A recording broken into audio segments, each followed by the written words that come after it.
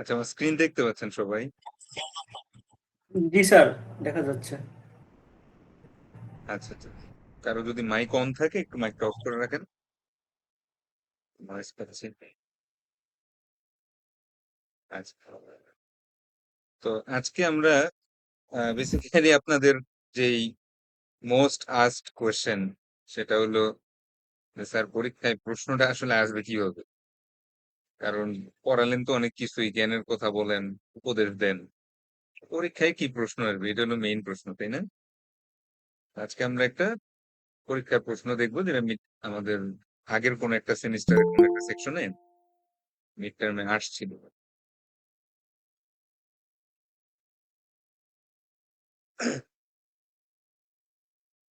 সবাই আমার স্ক্রিনটা দেখতে পাচ্ছি? আমার কথা শোনা যাচ্ছে? জি স্যার, কথা শোনা যাচ্ছে। ওকে, জি ওকে, স্যার। স্ক্রিন দেখা যাচ্ছে। Thank you. আচ্ছা, আজকে আমরা যে জিনিসটা পড়বো সেটা হচ্ছে ইথিক্যাল ডিসিশন মেকিং। এটার একটা অ্যালগোরিদম বা একটা স্টেপ বাই স্টেপ প্রসিডিউর, যেখানে আমরা যে আমাদের যদি কর্পোরেট ওয়ার্ল্ডে বা আপনার কোম্পানিতে হইতে পারে, অর্গানাইজেশনে হইতে পারে, যে আপনি যদি কোনো ইথিক্যাল ডিলেমা বা যেটাকে আমরা বলি যে আম, ধরেন কোন পথে যাব, হ্যাঁ, এরকম যদি কোনো সন্দেহের শিকার হন, তো তখন আমরা একটা লজিক্যাল প্রসিডিউরে আগাইতে পারি যাতে আমাদের ডিসিশনটা, লেটস সে, যেই ডিসিশনই নেই না কেন, it will be the most beneficial and it will be কি বলবো, profitable for the most party. হ্যাঁ, কারণ একটা একটা পার্টিকুলার ডিসিশন যখন আপনি নেবেন, অনেকগুলো স্টেক হোল্ডার এখানে জড়িত থাকে। কাস্টমার্সরা জড়িত থাকে, বোর্ড অফ ডিরেক্টরসরা মানে মালিকরা জড়িত থাকে, এমপ্লয়িরা জড়িত থাকতে পারে, অনেকগুলা পার্টি এখানে জড়িত থাকতে পারে। বাট সব পার্টিকে তো আসলে খুশি করা হয়তো সবসময় পসিবল হবে না। But most of the time, হ্যাঁ, মোস্ট অফ দ্য টাইম যাতে মানুষ প্রফিট পায় বা বেসিক্যালি বেনিফিটেড হয় আপনার ডিসিশন দিয়ে, সেটা আমরা ট্রাই করি। তো আমরা একটু পরে দেখবো যে আসলে এথিক্যাল ডিলেমা কিরকম হয় বা পরীক্ষায় প্রশ্ন কিরকম আসে। তো ফার্স্টেই আমরা দেখি যে এটা স্টেপ বাই স্টেপ প্রসিডিউরটা কি। তো আসলে সিচুয়েশনটা কি? সিচুয়েশনটা হচ্ছে আপনার কোম্পানিতে কোনো একটা এথিক্যাল ইস্যু অ্যারাইজ হয়েছে। ধরেন কথার কথা যে আপনার কোম্পানির আহ লেটস সে যে কোনো একটা কাজের জন্য সরকারি কর্মকর্তাদের ঘুষ দিতে হয়। ঠিক আছে, ঘুষ দেওয়া ছাড়া কাজ হয় না। তো এটা একটা ইথিক্যাল প্রবলেম না? এখন এই ইথিক্যাল প্রবলেমটা আপনারা চাচ্ছেন যে কোনোভাবে ইস্যুটা সলভ করা যায় কি, সামথিং লাইক দ্যাট। সো এখন কি হবে, আপনারা ম্যানেজাররা যারা থাকবেন তারা সবাই মিলে বসবে, বসে প্রবলেমটা অ্যারাইজ করবে। এবং এই প্রবলেমের বেসিক্যালি প্রত্যেকটা ম্যানেজার এক একজন করে এক একজন তাদের আইডিয়া জেনারেট করবে যে কিভাবে প্রবলেমটা সলভ করা যায়। তো এখন এতগুলা সলিউশনের মধ্যে আমি নিব কোনটা? এইটা হচ্ছে মেইন ইস্যু। তো এই জন্য আমরা এই ইথিক্যাল ডিসিশন মেকিং প্রসেস, যে আমাদের ফ্রেমওয়ার্ক বলেন, অ্যালগরিদম বলেন, যেটাই বলেন না কেন, সেটা আমাদেরকে বইয়ের মধ্যে শেখানো হচ্ছে। এটা বই থেকেই নেওয়া। আচ্ছা, ফার্স্ট স্টেপ হচ্ছে ডেভেলপ প্রবলেম স্টেটমেন্ট। ঠিক আছে, তো আমরা একটা প্র্যাকটিস না করলে তো বুঝতে পারবো না। তো ধরেন সিচুয়েশন অনেকটা এরকম। একটা কোম্পানি, স্যাররা এই যে অনেকেই তো চাকরি বাকরি করেন, সেলস টার্গেট বুঝেন? সেলস টার্গেট, সেলস এর টার্গেট। জি স্যার। হ্যাঁ, এই জিনিসটা কি স্যার একটু বলেন তো, রায়হান সাজিদ।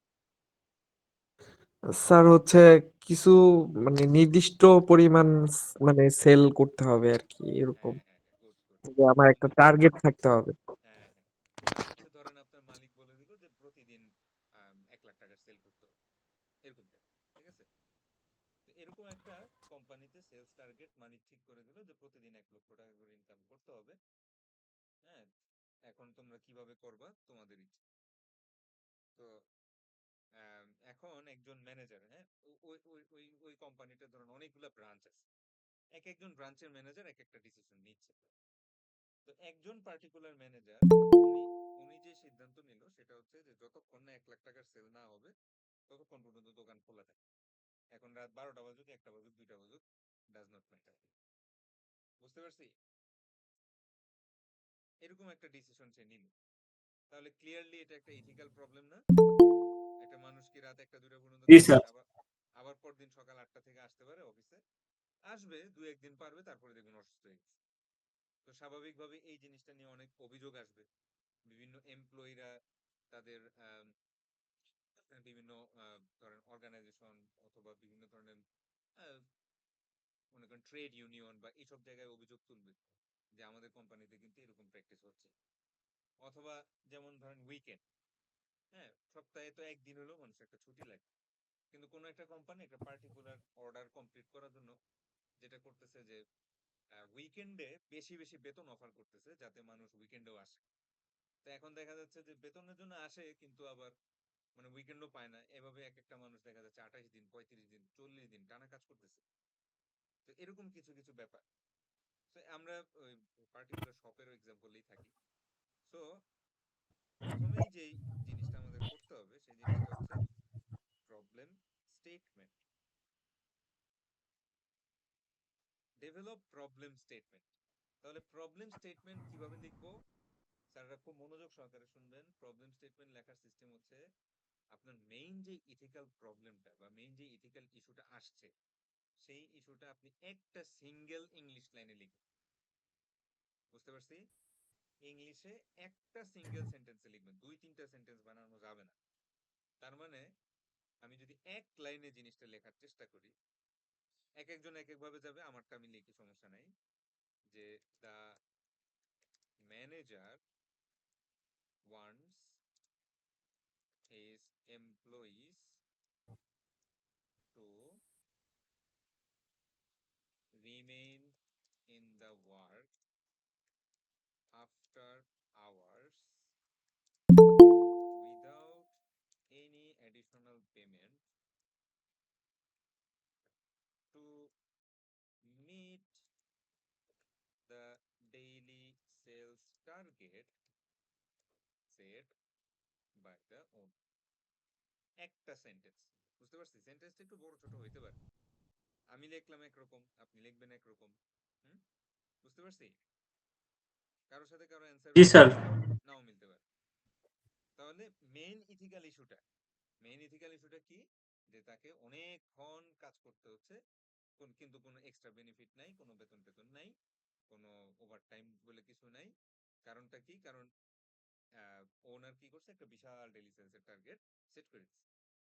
এই জিনিসটার নাম কি? Problem statement. তো আমরা যখন পরীক্ষায় অ্যান্সার দেওয়া শুরু করব, আমরা প্রথমেই এই জিনিসটা লিখবো যে প্রবলেম স্টেটমেন্ট,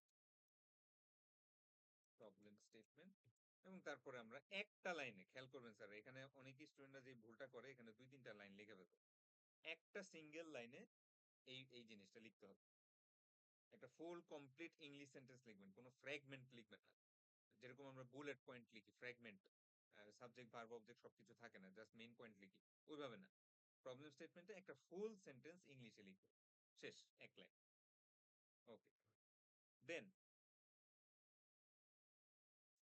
আচ্ছা, আইডেন্টিফাই অল্টারনেটিভস। তো এটাকে তো আর আমরা আইডেন্টিফাই মানে এটা তো হচ্ছে অনেকটা ইম্পারেটিভ সেন্সে লিখছে। তো আমরা ওভাবে লিখবো না, আমরা লিখবো হচ্ছে লেটস সে যে অল্টারনেটিভ সলিউশনস। কেউ কেউ লিখবে অল্টারনেট সলিউশনস, হ্যাঁ, কেউ লিখবে যে আহ, এক একজন এক একভাবে লিখবে আর কি, আইডেন্টিফাইং সলিউশনস। এক একজন, আপনার এখানে পয়েন্টের নাম কি এটা ইম্পর্টেন্ট না। ইম্পর্টেন্ট যেটা হচ্ছে সেটা হচ্ছে আমাদের এখানে কমপক্ষে 3 থেকে 4টা সলিউশন দিতে হবে। 3 থেকে 4টা সলিউশন আমাদেরকে দিতে হবে এই প্রবলেমটা। 3টা থেকে 4টা সলিউশন দিতে হবে। যেমন কথার কথা আমি কিছু সলিউশন দেই, আপনারাও দেন। যেমন আমি বললাম যে আচ্ছা ঠিক আছে, উইদাউট পেমেন্টে রাখলে আসলে সমস্যা, এটা একটা ইনহিউম্যান হয়ে যায়। তো আমরা এক কাজ করি, এটা এটা একটা এরকম কালার দেই, অল্টারনেটিভ সলিউশন 3 থেকে 4টা দিতে হবে। আমরা একটা একটা করে দেই, অন্য একটা কালারই দেই। ধরেন একজন সলিউশন দিল যে offering employees extra payment for their late stay in the workplace বা যাই হোক লিখলাম আর কি একটা জিনিস লিখলাম। আপনারা দু একটা সলিউশন দেন তো। Sir arranging sir day shift night shift আর 2-3 শিফট। আচ্ছা ঠিক আছে, তাহলে এটাই লিখে দিই। তাহলে দেখেন স্যার, এখানে কিন্তু আমরা ফুল ইংলিশ সেন্টেন্স লিখতেছি না, লিখতেছি এখানে কিন্তু বুলেট পয়েন্ট, মানে ফ্র্যাগমেন্টেড লেখা যাবে, এখানে সমস্যা নেই। So arranging multiple shifts working shifts. And ধরেন কি বলবো, যে dividing the work between more employees, অথবা সেক্ষেত্রে আরো কিছু এমপ্লয়ি, যেহেতু মাল্টিপল শিফট হয়েছে, ডে এর জন্য একটা, নাইটের জন্য একটা, এরকম দুজন এমপ্লয়ি রাখা যেতে পারে। আচ্ছা, আরো আরো দু একটা দেখি কারো মাথার থেকে কিছু, আরো দু একটা। ধরেন ওনারকে বললাম যে স্যার আমার এই শাখায় আসলে পপুলেশন এত বেশি না, মানে আমার যে এলাকাটায় দোকানটা পড়ছে এখানে এত মানুষই নাই 1 লাখ টাকা আসবে, ওনারকে একটু রিকোয়েস্ট করা যেতে পারে না? হুম বললাম চাইতে পারে। আমাদেরটা সম্ভব না, আপনি যতই চেষ্টা করেন সারা রাত 24 ঘন্টা চালাইলেও এটা হবে না। তো বললাম আর কি যে requesting the owner to reduce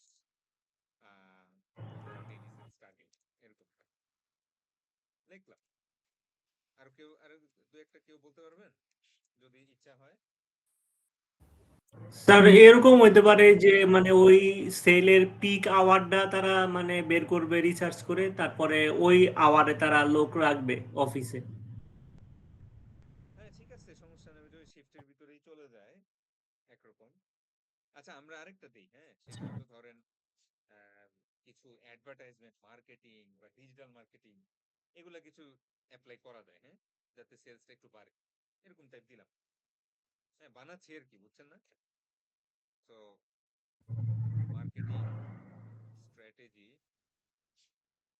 to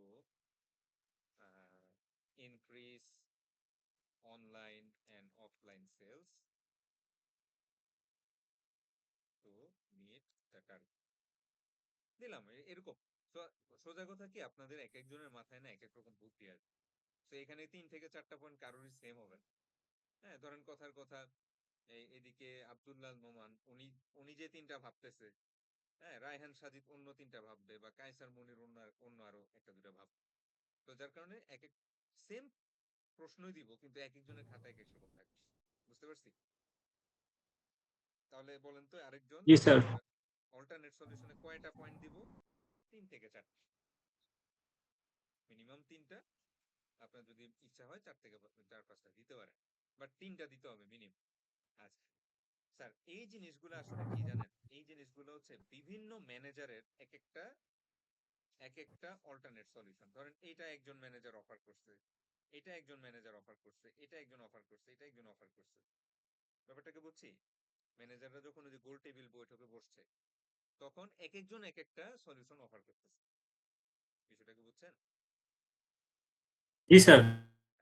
আচ্ছা এখন যে স্টেপটা আসবে সেটা হচ্ছে ইভালুয়েট এন্ড চুজ অল্টারনেটিভ। তাহলে এই যে 3-4টা ডিফারেন্ট সলিউশন, তার মধ্যে আপনার কাছে যেটা মনে হবে যে না এই ডিসিশনটাই বেস্ট, আমি দিছি 4টা বাট আমার কাছে মনে হচ্ছে লেটস সে এইটাই বেস্ট, অথবা লেটস সে এইটাই বেস্ট, এরকম একটা সলিউশন আপনি চুজ করবেন, এবং কেন এটা বেস্ট এটার পক্ষে আমরা কিছু অ্যান্সার লিখবো। সো এই স্টেপটার নাম হবে evaluation of the chosen alternative. আচ্ছা, evaluation of the chosen alternative, এটাও সেম, আপনি এক একজন পার্সন এক একভাবে লিখতে পারে। আমি লিখলাম এইভাবে, সমস্যা নেই। অর্থাৎ আমি আমি যে 4টার মধ্যে কোনটা চয়েস করলাম এবং কেন চয়েস করলাম, কেন আমার কাছে মনে হচ্ছে এইটাই বেস্ট, সো এটার পক্ষে আমি কিছু যুক্তি দেখাবো।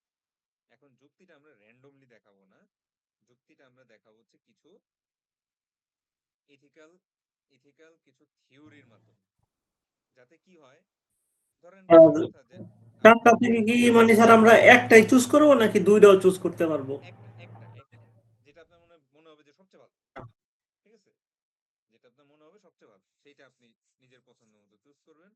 এবং তারপরে আমরা নিচে কিছু ফিলোসফিক্যাল অ্যাপ্রোচ আছে, এই অ্যাপ্রোচের মাধ্যমে আমরা আমাদের চয়েসটা ব্যাখ্যা করবো যে এই জন্য সবচেয়ে ভালো। আচ্ছা, এবার ফিলোসফিক্যাল চয়েস গুলো একটু দেখে আসি। এটাতে আমি আবার ফেরত আসবো। হ্যাঁ, আমরা 1 2 3 পর্যন্ত আসছি, আমরা এটাতে আবার ফেরত আসবো। এখন আমরা একটু দেখবো যে কিছু ফিলোসফিক্যাল অ্যাপ্রোচ বা philosophical theory to find an ethical decision making.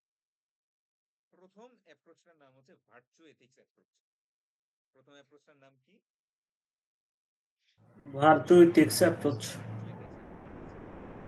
তো একটু পড়ি। Suggests that when faced with a complex ethical dilemma, people do either what they are most comfortable doing or what they think a person they admire would do. The assumption is that people are guided by their virtues to reach the right decision. স্যারদের গত ক্লাসে, মানে last class তো আর হয় না, একদম প্রথম ক্লাসে ভার্চু এর বাংলা জিজ্ঞেস করছিলাম। কারো কি মনে আছে ভার্চু মানে কি? জি স্যার, গুণ গুণ। গুণ। Thank you sir. ভার্চু মানে হচ্ছে ভালো গুণ। সো এই ভার্চু এথিক্স অ্যাপ্রোচটা আমাদেরকে বলে যে একটা ভালো গুণাবলী সম্পন্ন মানুষ, ধরেন ওই যে বলছিলাম না যে আপনারা কয়েকটা ভালো গুণের নাম বলেন, আপনারা বলছেন সত্যবাদিতা, ধৈর্যশীলতা, সহিষ্ণুতা, তারপর ইত্যাদি ইত্যাদি, অধ্যাবসায়, অনেক অনেক অনেক অনেক সুন্দর সুন্দর গুণের নাম বলছেন। তো একটা মানুষ যে অনেক ভালো গুণের অধিকারী, বিভিন্ন ধরনের ভালো চরিত্রের অধিকারী, বিভিন্ন ধরনের গুড ক্যারেক্টারিস্টিক্স এর অধিকারী, সে বলতেছে কি যে একজন অ্যাডমায়ারেবল পারসন, একজন ভার্চুয়াস পারসন অনেকগুলা ডিসিশনের মধ্যে যেটা চয়েস করে নিবে সেটাই বেস্ট ডিসিশন। অনেকগুলা ডিসিশনের মধ্যে যেটা চয়েস করে নিবে সেটাই বেস্ট ডিসিশন। ব্যাপারটাকে বুঝছি? তার মানে ধরেন কথার কথা, আপনি একজন পার্সনকে খুব অ্যাডমায়ার করেন। যেমন আমরা আমরা অনেকেই আমাদের বাবাকে খুব অ্যাডমায়ার করি না? আমাদের ফাদার বা আমাদের মানে বাবাদের আমরা খুব সম্মান করি না, যা বা খুব অ্যাডমায়ার করি না? জি স্যার। হ্যাঁ।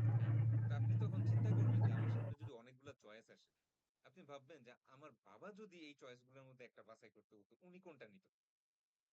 কারণ তাকে আমি অ্যাডমায়ার করি। অথবা আপনি ভাববেন যে আমার কোম্পানির বস, উনি খুব ভালো মানুষ, আহ, অনেক ভালো গুণ সম্পন্ন মানুষ, উনি কোনটা চয়েস করতো? অথবা ধরেন, যদিও জিনিসটা কারেক্ট না, বাট বললাম আর কি। হ্যাঁ, তা আপনি ভাবলেন যে আমি ডক্টর ইউনুসকে খুব পছন্দ করি, তো ডক্টর ইউনুস এই এই এই এই অনেকগুলা চয়েসের মধ্যে কোনটা চয়েস করতেন, সেটাই কারেক্ট ডিসিশন। তাহলে অ্যাপ্রোচটা বুঝছেন? অ্যাপ্রোচটা হচ্ছে a virtuous person, whatever a virtuous person choose is the correct decision. Out of several dilemmas, out of multiple choices, a virtuous person would always choose the right decision. ঠিক আছে, এই জিনিসটাই হচ্ছে virtue ethics এর logic. অর্থাৎ একজন virtuous person সত্য কথা বলে, একজন ভার্চুয়াস পারসন অনেস্ট থাকে, একজন ভার্চুয়াস পারসন ট্রুথফুল থাকে, একজন ভার্চুয়াস পারসন ফেয়ার থাকে, সে কখনো ডিসক্রিমিনেশন করে না, ইত্যাদি ইত্যাদি বিভিন্ন গুণ তার মধ্যে থাকে। সো একজন ভার্চুয়াস পারসন যেই চয়েসটা নেবে সেটাই কারেক্ট। এই অ্যাপ্রোচটা কি বুঝতে পারছি? ভার্চু এথিক্স অ্যাপ্রোচটা। আচ্ছা, মানে স্যার, এটা কি কোনো কাল্পনিক ভার্চুয়াল মানুষ নাকি মানে হ্যাঁ, বাস্তবের ভার্চুয়াল এক্স্যাক্টলি মানুষ? কাল্পনিক, একটা কাল্পনিক ভার্চুয়াস পারসন। যে একজন ভালো মানুষ যদি আসতো, সে কোনটা নিত? এখন ভালো মানুষটা রিয়েলও হইতে পারে, একটা ভালো মানুষটা আমি কাল্পনিক ভাবে বানাইতেও পারি যে অনেক গুণ সম্পন্ন মানুষ। বুঝতে পারছেন? আচ্ছা আচ্ছা। আচ্ছা, সেকেন্ড যে ওয়ার্ডটা স্যার, বললাম। তাইলে তো এটা বেশিরভাগ ক্ষেত্রে রং ডিসিশন আইব এই ভার্চু এথিক্স অ্যাপ্রোচে। হ্যাঁ, হইতে পারে, হইতে পারে। এখানে রাইট রং এর বিষয়গুলা আগেও বলছি যে এখানে রাইট রং এর বিষয়গুলো হবে কি, আহ এটা হবে রিলেটিভ। এক একজনের কাছে এক এক রকম জিনিস লজিক্যাল মনে হবে। আপনারা সামনে দেখেন যে অ্যাপ্রোচ গুলোর মধ্যে একটু কন্ট্রাডিকশন, একটু ডিফারেন্স আছে। যেমন সেকেন্ড যে অ্যাপ্রোচটা বলবো, অনেকগুলো অপশনের মধ্যে একটা চয়েস করার, এই অ্যাপ্রোচটার নাম হচ্ছে ইউটিলিটারিয়ান অ্যাপ্রোচ। এই ওয়ার্ডটা একটু আমার সাথে উচ্চারণ করেন তো সবাই। ইউটিলিটারিয়ান। ইউটিলিটারিয়ান। এইটা বানানটা আল্লাহর ওয়াস্তে এত মিস্টেক হয় স্টুডেন্টদের, ঠিক আছে, বলার বাইরে। ইউটিলিটারিয়ান, ইউটিলিটারিয়ান। আচ্ছা, ইউটিলিটারিয়ান। তো ম্যাক্সিমাম নাম্বার যা থাকবে তাদের পক্ষে, তাই তো? Exactly. So choose the action or policy that has the best overall consequence for all people who are directly or indirectly affected. The goal is to find the single greatest good by balancing the interests of all affected parties. আচ্ছা, এখানে যে বিষয়টা বলতেছে, আহ, এই বিষয়টা বোঝানোর সময় আমি অনেক সময় একটা এক্সাম্পল ইউজ করি। ধরেন আম, আমাদের এই পার্টিকুলার সিচুয়েশনটা যেটা আমি আপনাদেরকে দিলাম, এখানে স্টেক হোল্ডার কারা কারা এটা একটু আইডেন্টিফাই করি। ধরেন একজন স্টেক হোল্ডার হচ্ছে ওনার। স্যার, স্টেক হোল্ডার তো সবাই। হ্যাঁ, এরকম স্টেক হোল্ডার গুলো আইডেন্টিফাই করতে থাকেন। ওনার, শেয়ার এমপ্লয়ি, হোল্ডার আছে, এমপ্লয়ি আছে। তারপরে হচ্ছে ম্যানেজার, ম্যানেজার এবং ওইভাবে সরাসরি না হলেও ইনডাইরেক্টলি কিন্তু কাস্টমাররাও স্টেক হোল্ডারের মধ্যে পড়ে। আচ্ছা, তো এখন আমরা বিভিন্ন এই একটা জিনিস স্যারদের খুব সাবধান করে দিচ্ছি, এখন যেটা বুঝাচ্ছি এটা ভুলেও পরীক্ষার খাতায় লিখবেন না, কারণ এটা শুধুমাত্র বোঝানোর পারপাসে আমি আচ্ছা ইউজ করতেছি। ঠিক আছে, পরীক্ষার খাতায় এই ধরনের কোনো জিনিস লেখা যাবে না। পরীক্ষার খাতায় কি লিখবেন এটা আমি দেখাবো, সমস্যা নেই। সো আমরা স্টেক হোল্ডার গুলো ফার্স্ট একটু আইডেন্টিফাই করলাম যে এই লোকগুলা হচ্ছে এফেক্টেড হয়, আমরা যে ডিসিশনই নেই না কেন এই লোকগুলা এফেক্টেড হয়। যে কোনো একটা আমরা দেখি, let's say requesting the owner to reduce the daily sales target, অর্থাৎ ওনারকে বললেন যে স্যার 1 লাখ টাকা আনা সম্ভব না, আপনি আমাকে 50,000 করে দেন। আচ্ছা, এখন হচ্ছে কি আমরা হাইপোথেটিক্যালি আন্দাজের উপর আমরা 1 থেকে 10 একটা স্কোর দিব যে কার কতটুকু লাভ। 10 মানে খুব ভালো, 0 মানে খুব খারাপ, এরকম টাইপ। তো প্রথম কথা আসেন যে ওনার, এখন ওনার তো চাচ্ছিল প্রতিদিন তার প্রত্যেকটা শাখা থেকে 1 লাখ টাকা করে আসুক। এখন তারা ঘ্যান ঘ্যান প্যান প্যান করে এটারে ধরেন 70,000 60,000 বানাই দিল, তাহলে ওনার কি কোনো লাভ হইলো? না, ক্ষতি হইলো। আচ্ছা, তাহলে আমরা মানে হিসাবে তাকে আমরা 0 স্কোরটা দিয়ে দিলাম, তো ওনার আসলে 10-এর মধ্যে কিছু লাভই হলো। আচ্ছা, এমপ্লয়ির, এমপ্লয়িরও আসলে লাভ বলতে সে এক্সট্রা কোনো টাকা পয়সা পাইলো না, কারণ এখন তো সে আর ওভার ওয়ার্ক করতে হচ্ছে না। যেহেতু টার্গেট কমে আসছে, তার বিকালের মধ্যেই টার্গেট ফিল আপ হয়ে যায়, সন্ধ্যার মধ্যে সে বন্ধ করে দিয়ে 8টার ভিতরে চলে যাচ্ছে। তো একদিকে অ্যাটলিস্ট তার একটা ভালো হয়েছে যে সে অ্যাটলিস্ট বাসায় সঠিক সময় আসে। তো আমরা তার একটা একটা হাইপোথেটিক্যাল, এগেইন এই নাম্বারগুলো কিন্তু রিয়েল না, দিচ্ছি আমি, আমার মন চাচ্ছে আমি দিচ্ছি, তো আমি ধরে নিলাম তার 6 পরিমাণ লাভ হচ্ছে। ঠিক আছে, ধরে নিলাম তার পাঁচ পাঁচ দিলেও তো হইব না? হ্যাঁ দেন না, আপনার যা ইচ্ছা, সমস্যা নেই, এগুলো র্যান্ডম। আচ্ছা, এই জন্যই আচ্ছা। বলছি পরীক্ষার খাতায় এগুলো লেখা যাবে। এবার আসে হচ্ছে ম্যানেজার। তো ম্যানেজারের বিষয়টা ছিল যে ম্যানেজার ভাবছিল আমি যদি প্রতিদিন যদি 1 লাখ টাকা তুলতে পারি তাহলে একটা সময় আমার একটা স্পেশাল বোনাস হইতো, বা আমি একটা স্পেশাল অ্যাপ্রিসিয়েশন পাইতাম, অনেকগুলো ম্যানেজারের মধ্যে আমি একটা প্রশংসা পাইতাম, এই যে দেখো প্রতিদিন 1 লাখ টাকা সেলস আনতে পারতেছে, তোমরা পারো না কেন, মানে এই নাও তুমি তুমি চিটাগাং 5 দিন ঘুরে আসো ফ্যামিলি নিয়ে, এরকম সে তার কিছু লাভ হইতো। এখন দেখা যাচ্ছে সেলসও কমে গেছে, তার প্রেশারও কমছে, সেও বাসায় চলে যায় তাড়াতাড়ি, কিন্তু তার ওই অ্যাপ্রিসিয়েশন, বোনাস কিংবা প্রমোশন এই জিনিসগুলো আর ওরকম ভাবে কনসিডারেশন আসতেছে না। তো আসলে তার দিয়ে থুয়ে তেমন কোনো লাভ নাই, দিলাম 5। আচ্ছা, কাস্টমারের কাহিনী কি এখন? কাস্টমারের কাহিনী হচ্ছে যে কিছু কিছু কাস্টমার আছে যারা সরি একটু রাতে করে বাসায় আসে। ঠিক আছে, আমরা অনেকেই রাত 11টার দিকে বাসায় যাই না, জি স্যার। 11টা 12টার দিকে বাসায় যাই। জি স্যার, আমাদের শুক্রবারে ক্লাস করে বাসা যেতে যেতে দেরি হয়ে যায়। তো আপনারা বুঝবেন ভালো যে এখন ধরেন আপনি যাওয়ার সময় আপনার ওয়াইফ বলছে যে এই জিনিসগুলো একটু কিনে নিয়ে এসো। তো এখন আপনি দেখতেছেন কি এলাকার কোনো দোকানে খোলা নাই, রাত 11:30টার দিকে প্রায় সব দোকানই বন্ধ করে চলে গেছে। ঠিক আছে, এখন আপনি একটু চিন্তা করে দেখেন, ইনডাইরেক্টলি যদি এই দোকানটা অনেক রাত পর্যন্ত খোলা থাকতো, কাস্টমার কিন্তু একটু বেনিফিট পাই, যে অ্যাটলিস্ট আমি রাতে করে আসি, আমি কিছু বাজার সদাই করে দিতে পারবো। ব্যাপারটা কি বুঝছেন? এখন সে দেখে যে জি স্যার। সেলসের টার্গেট কম, সন্ধ্যার মধ্যে কাজ শেষ, মাগরিবের পরেই লোকেরা দেখতেছে যে শাটার নামায় জিনিস গুছাইতেছে, 8টার মধ্যে সব দৌড়। তো ও নিয়ে 11টার সময় এসে কোনোদিনই কোনো দোকান খোলা পায় না, সো তার কোনোই লাভ নাই, কাস্টমারের লাভ 0। তো এখন আমরা এই যে হাইপোথেটিক্যাল একটা স্কোর দিলাম, এই স্কোরটা যোগফল আসতেছে কত? 11। বুঝতে পারছি? হুম, হুম। আচ্ছা, এইবার আসি হচ্ছে লেটস সে প্রথম অপশনটা, যে offering employee some extra payment. এখন এখন কিন্তু ব্যাপারটা হচ্ছে ওনার কিন্তু এইবার এক্সপেক্ট করবে, যেহেতু এক্সট্রা পেমেন্ট যাচ্ছে, ওনার কিন্তু এবার এক্সপেক্ট করে প্রতিদিন 1 লাখ টাকা আসবে, ঠিক না? হুম। হ্যাঁ, কিন্তু আবার ওই যে এক্সট্রা পেমেন্টের জন্য 1 লাখ টাকা থেকে আবার কিছু বের হয়ে যাচ্ছে। তো ওনারের কিছু লাভ কিছু ক্ষতি আমরা ধরে নিলাম, তার লাভ হলো 7। সে 1 লাখ টাকা করে পাচ্ছে প্রতিদিন, কিন্তু ওখান থেকে আবার দেখা যাচ্ছে যে ওই যে এক্সট্রা পেমেন্ট, যেটাকে আমরা ওভারটাইম বলি, ওভারটাইমের জন্য কিছু টাকা আবার বের হয়ে যাচ্ছে। সো দিয়ে থুয়ে ধরেন 6 বা 7 কিছু একটা পাই। এমপ্লয়ের কাহিনীটা কি? এমপ্লয়ের এখন কিন্তু চয়েস। সে যদি বেশি রাত জেগে থাকে, বেশি টাকা পাবে। আর সে যদি কম করতে চায়, তাহলে কম টাকার মধ্যেই তাকে চলতে হবে। সো এমপ্লয়েরও এখানে একটু বেনিফিট আসছে, সে তার একটা অপরচুনিটি আসছে একটু টাকাটা বাড়ানো। ম্যানেজারের একটা অপরচুনিটি আসছে, তার লেটস সে প্রমোশন বা বোনাস বা সে যেটা এক্সপেক্ট করতেছিল অন্যদের সাথে কম্পিটিশন করে ফার্স্ট হবে, এই ব্যাপারটাও তার মধ্যে আসছে, তাকেও আমরা কিছু স্কোর দিয়ে দেই। এবং কাস্টমারও দেখতেছে যে এই দোকান প্রায় সময় খোলা থাকে রাতে, হ্যাঁ, কাস্টমারেরও কিছু লাভ হইলো, আমরা একটা দিলাম 4 বা কিছু একটা দিলাম। এটা কয় নাম্বার সলিউশনের জন্য? 1 নাম্বারটা, বুঝছি? আপনি এখানে আরো কম কম তো দিতে এটা পারেন। 2 নম্বর। হ্যাঁ, এই যে প্রথমটা, যে offering employee some extra payment বা এক্সট্রা আচ্ছা। অ্যাডভান্টেজ, এক্সট্রা কোনো একটা পেমেন্ট। তো এখন এখানে যোগফল কত আসে? 7 7 14, 26 আর 4 24। আচ্ছা, ইউটিলিটারিয়ান অ্যাপ্রোচ যেটা আপনাকে বলে, এথিক্সের ভাষায় ইউটিলিটি, ইউটিলিটি এটার অর্থ হচ্ছে বেনিফিট, বেনিফিট অথবা অ্যাডভান্টেজ, বেনিফিট অথবা অ্যাডভান্টেজ। স্যার, ইউটিলিটারিয়ান অ্যাপ্রোচ যেটা বলে যে আপনি এমন কোনো ডিসিশন নাই যেটা নিয়ে আপনি সবাই সমানভাবে খুশি করতে পারবেন। এমন একটা সিঙ্গেল ডিসিশন দেখাতে পারবেন না যেখানে সবাই 10 দেওয়া সম্ভব। বুঝতে পারছি?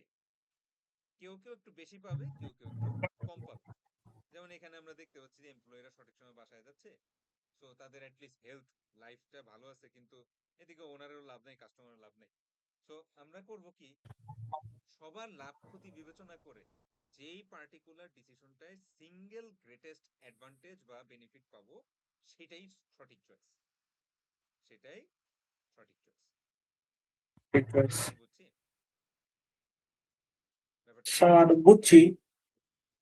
এখন প্রশ্ন হচ্ছে যে এই যে এই ধরনের ফিগার আমরা পরীক্ষায় দিব কিনা? না, এই ধরনের কোনো কিছু আমরা দিব না, এটা জাস্ট বোঝানোর পারপাসে আমরা দিছি। সো আমরা এটা সব মুছে দিই। সব মুছে গেল, এগুলা মুছে দিই, এটা জাস্ট বোঝানোর জন্য আমরা ব্যবহার করছি। একটু দাঁড়ান, আমার ওবিএস চলার জন্য চার্জের অবস্থা টাইট, চার্জ দিতে হবে। একটা মিনিট। জি স্যার।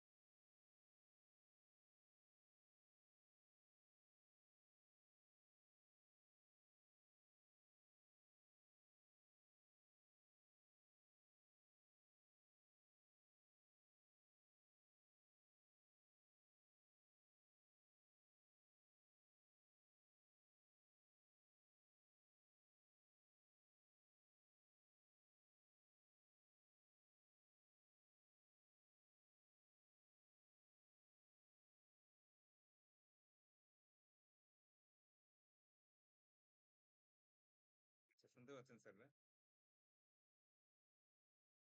জি স্যার। আচ্ছা, জি স্যার, শুনতেছি। ওকে। তাহলে সেকেন্ড অ্যাপ্রোচটার নাম ছিল ইউটিলিটারিয়ান অ্যাপ্রোচ, এবং সেখানে বলছে যে the best overall consequence for all people who are directly or indirectly affected, এমন কোন একটা অ্যাকশন বা পলিসি চুজ করো যাতে ওভারঅল কনসিকোয়েন্সটা ভালো। সবাই সমান পরিমাণ খুশি হবে না, এক পার্টি ভালো হবে, এক পার্টির একটু মন্দ হবে, বাট ওভারঅল জিনিসটা ভালো। এই জিনিসটার নাম কি? ইউটিলিটারিয়ান অ্যাপ্রোচ। নেক্সট যে অ্যাপ্রোচটা আসবে সেটার নাম হচ্ছে ফেয়ারনেস অ্যাপ্রোচ। এটা আবার একটা ডিফারেন্ট মানে সলিউশন। প্রথমটা সলিউশন কি ছিল? একজন ভালো মানুষ, একজন ভার্চুয়াস পারসন যা নিবে সেটাই ভালো হবে। পরেরটা কি ছিল? যেটাতে সবার মানে কারো ভালো হবে, কারো ক্ষতি হবে, কিন্তু ওভারঅল যদি বেশি বেশি লাভ হয়, বা ওভারঅল যদি লেটস সে ব্যবসার জন্য ভালো হয়, আপনার সোসাইটির জন্য ভালো হয়, পরিবেশের জন্য ভালো হয়, ওভারঅল সলিউশনটা যদি ভালো থাকে, ওকে, ওইটাই বেস্ট সলিউশন। ফেয়ারনেস আবার কি বলতেছে দেখেন। ফেয়ারনেস বলতেছে to treat all people the same. তার মানে আমাকে এমন একটা চয়েস দিতে হবে যেটার মাধ্যমে সবাই ইকুয়ালি বেনিফিটেড হবে।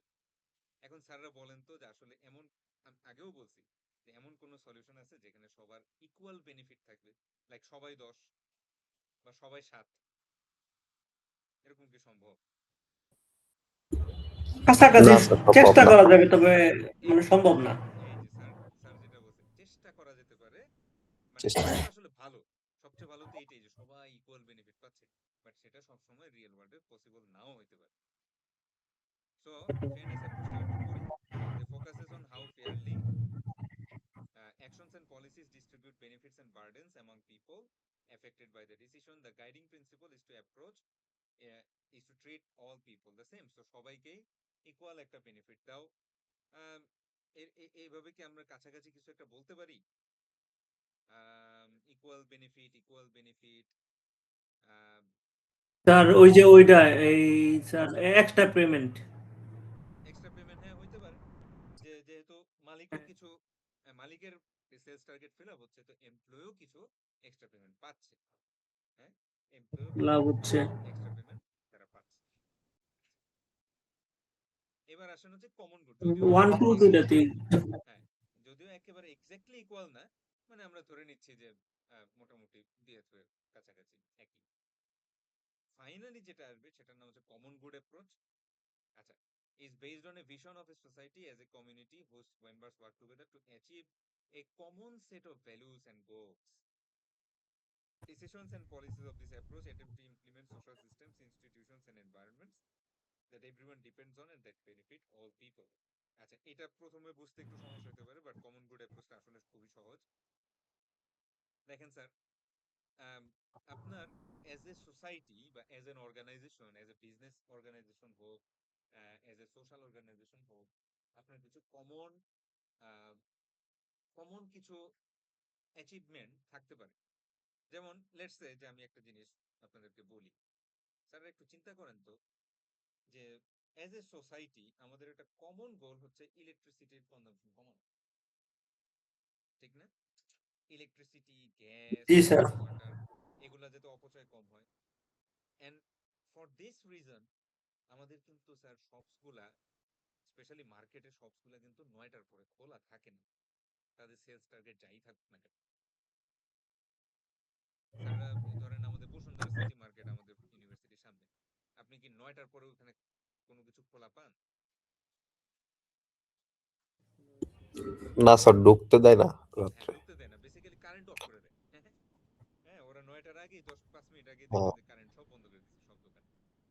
এটা রিজনটা কি? বিকজ অফ আমাদের আমাদের দেশে গভর্নমেন্টের থেকে আইন আছে যে আপনারা বড় বড় মার্কেট গুলো স্পেশালি এটা রাত 9টার পরে খোলা থাকতে পারবে না, বা কোনো কোনো মার্কেট 8টার পরে, কোনো কোনো মার্কেট 9টার পরে। তো এখন আপনি চিন্তা করেন, অ্যাজ এ সোসাইটি আমাদের কমন গোল হচ্ছে এনার্জি কনজাম্পশন রিজার্ভ করা। এখন আমার এই 4টা সলিউশনের মধ্যে যেটা সবচেয়ে ভালো এনার্জি কনজাম্পশন রিজার্ভ করতে পারবে সেটাই বেস্ট ডিসিশন।